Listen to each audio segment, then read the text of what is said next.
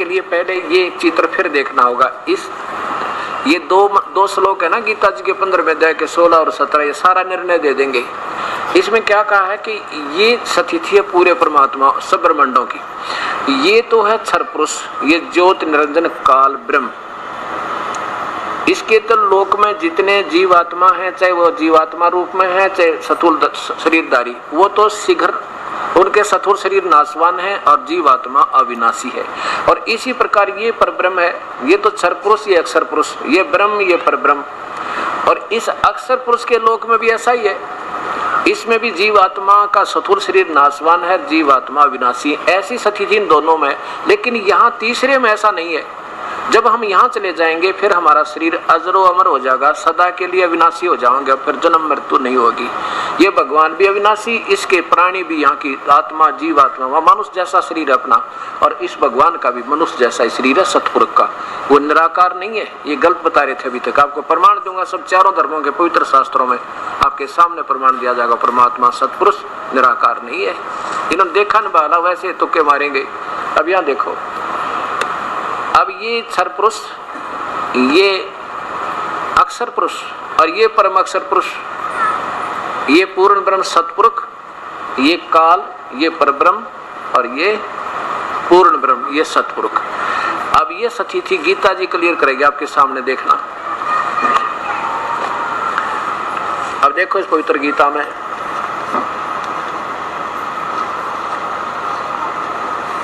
अध्याय नंबर 15 का श्लोक नंबर 16 और 17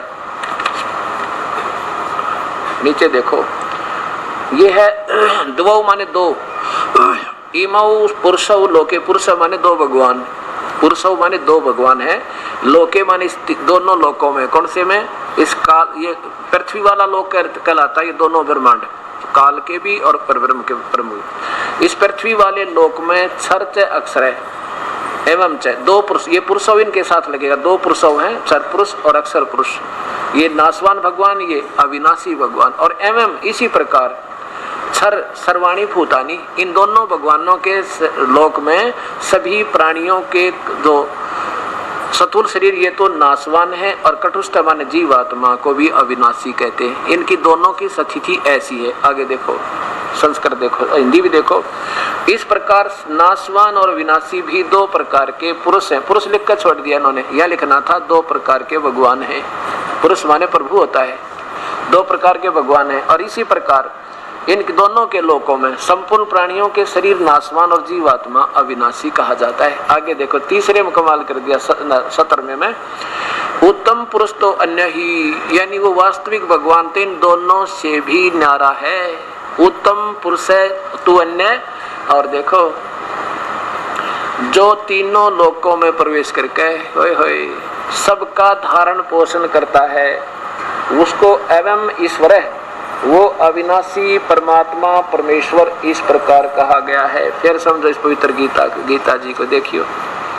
ऊर्ध्व मूलम अधः शाखम, ये है वो परमात्मा जो तीनों लोकों में प्रवेश करके सबका धारण पोषण करता है। यहाँ से खुराक चलेगी, इसके बिना यहाँ आ नहीं सकती। ये वो पूर्ण परमात्मा है जो सबका तीनों लोकों में भी उसी की उज्ज्वल प्रवेश करके सबका धारण पोषण करता है, उसी से खुराक आती है, वही शक्तिशाली है।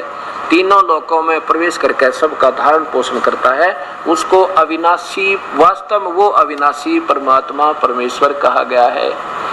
उत्तम पुरुष माने भगवान, इन दोनों से भी श्रेष्ठ परमात्मा तो कोई और है, और वही तीनों लोकों में प्रवेश करके सबका धारण पोषण करता है।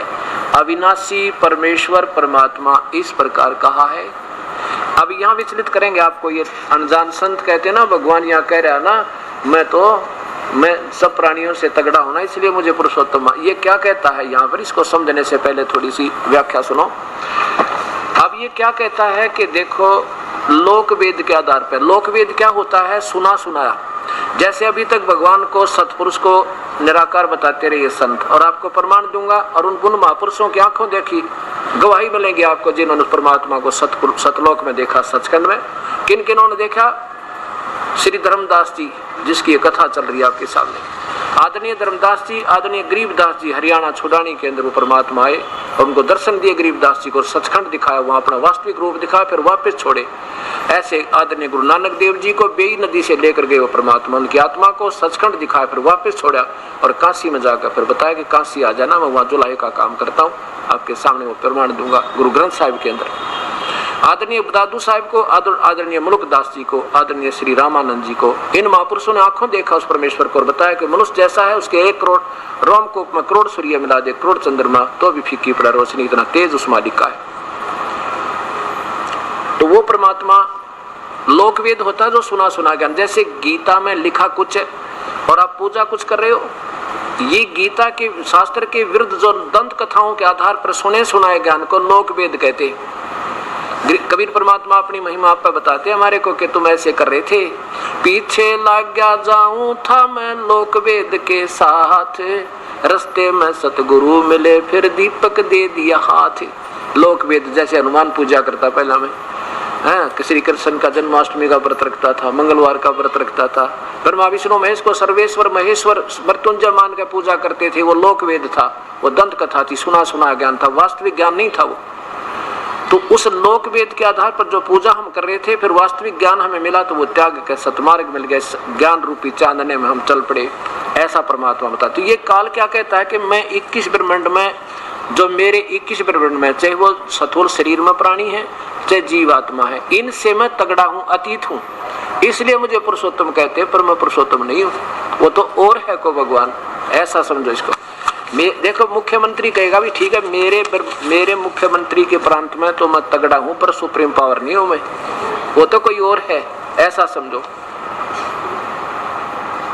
ये आज तो पढ़े लिखे बहन बेटी भाई बुजुर्ग सब जवान नौजवान बच्चे शिक्षित हैं, 2 मिनट में समझ में आओगे, अभी तक हमें कोई बताने वाला नहीं मिला था ज्ञान, इस तरह भी लिखा इसमें।